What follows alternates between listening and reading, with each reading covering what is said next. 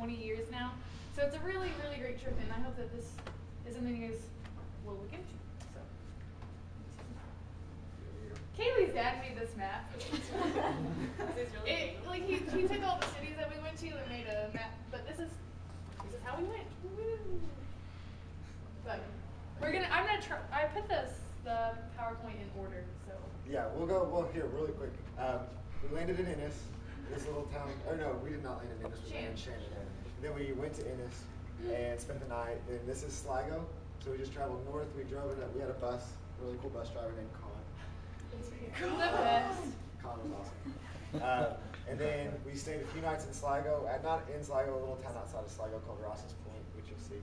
Then we drove over to Dublin, and then took a ferry into Wales, and then drove through Wales. We didn't actually stay in Wales at all. What is this? This is the Lake District? Or no, Chester, I'm sorry. This is Chester, and then we spent a night in Chester, then we went up to the Lake District, then up into Edinburgh, Scotland, and then down through York and Stratford-upon-Avon and Salisbury, and then finally to London. And then we flew out of London back home. So, I guess I have the first part, right? Yeah. We should tell them about our plane ride. Yeah. Oh, okay. Well, yeah. Our plane ride. I'm not a very good storyteller, so y'all might have to jump in. But our plane ride, we flew out of Pittsburgh. We had a couple connecting flights, and then we flew from Pittsburgh into Shannon. But we started. It's about a 6-hour flight from Pittsburgh to Shannon, and so we get about 2.5 hours into it, and we're sleeping because it's at night. And the pilot comes on over the intercom, and he says, I don't remember exactly what he said. We had some technical difficulties. So he goes, we're going to turn around and go back to Philadelphia, sorry. And so when we were like freaking out, and then it just coincidentally, right after we turn around, we hit really bad turbulence, like really bad. So this plane is going everywhere, and we don't know what's wrong, but we had to turn around and go back to Philadelphia, so we're freaking out. And it ended up being nothing, but we got back to, so we flew 2.5 hours back to Philadelphia, sat on the runway for an hour, and then flew 6 hours into Shannon. Get this, they missed one item on their checklist. And that's why we had to turn around. And it was right after that incident where that plane crashed going to South America, and so, awesome.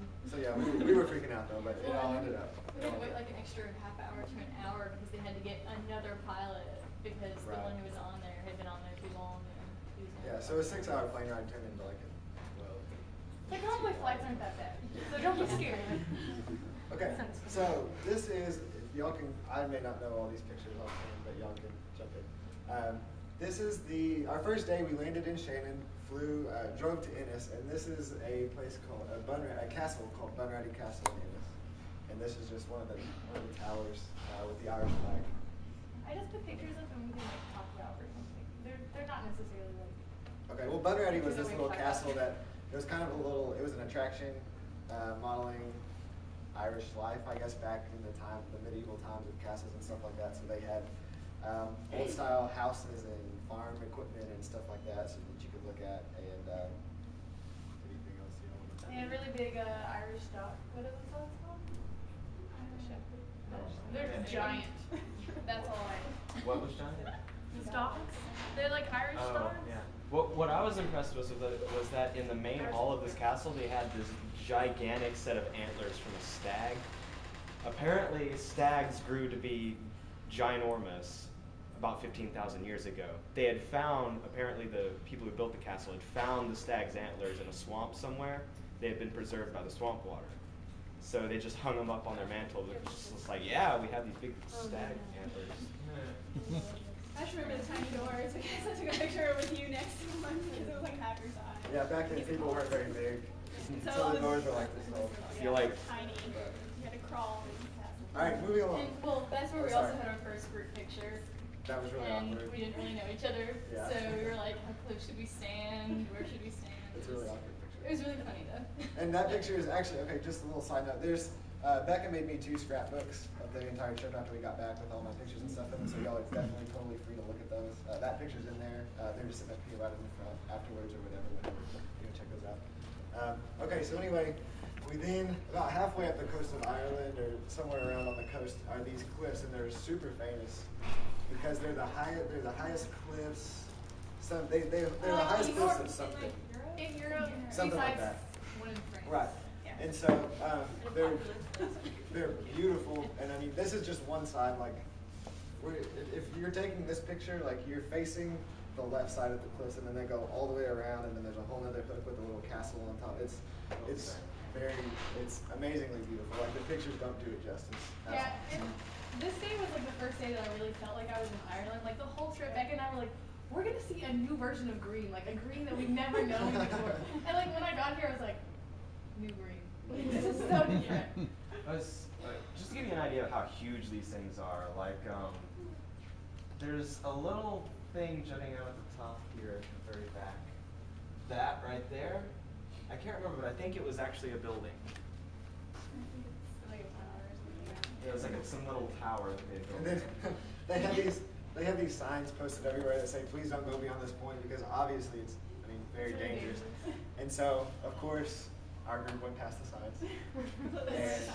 Because it's cool, there's little dirt trails that go right along the edge and everything, and you can, there's even like a little place where, we didn't go to this one, I don't think, but there's a little place that's really flat and it's just rock, so you can like actually lay down and lean your head over it, and they definitely don't want you down there. But it's really windy, so if you get too It's close to very the windy. edge, like It'll catch you. The And wind it will will pull you blow. down. And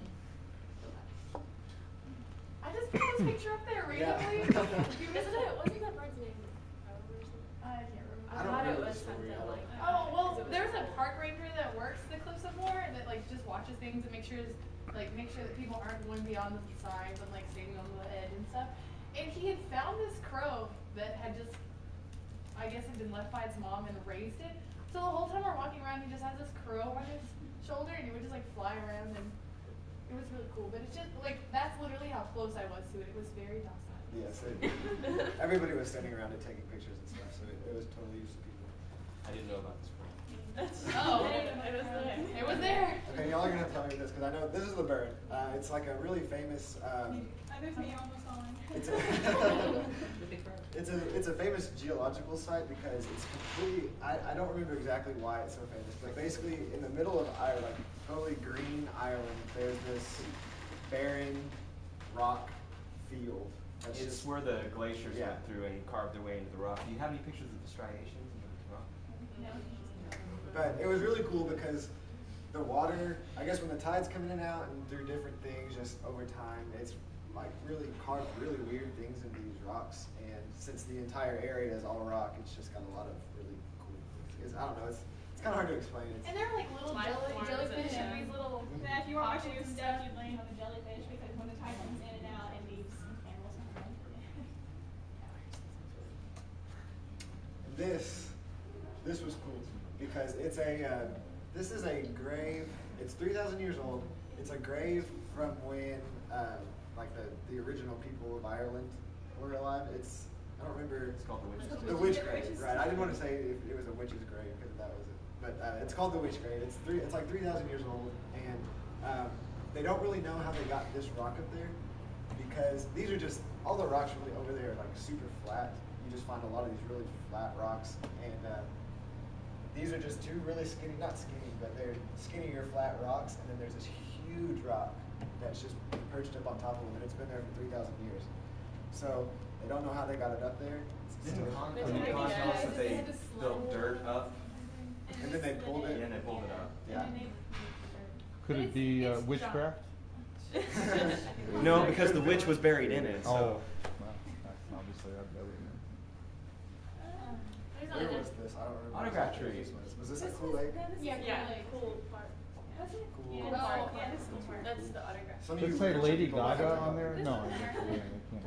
Some of y'all literature people might have to take this. Yeah, Like, Lady I was like, Gaga. all my pictures are in Those are order, so- Irish poets. Okay, well basically this is a tree. This is a place called Cool Park where y'all might not know me. Who Lady lived there? Gregory's Lady park. Gregory lived there. Mhm. And so she had a lot of really famous friends. If you can read, if you can't read this, there's and then they all autographed this tree. They carved their initials into this tree, and so it's a really popular tourist thing. They have cages set up all around it, and like people that we could see there. Yates. We can see Yates. Who's Man, this all one? kinds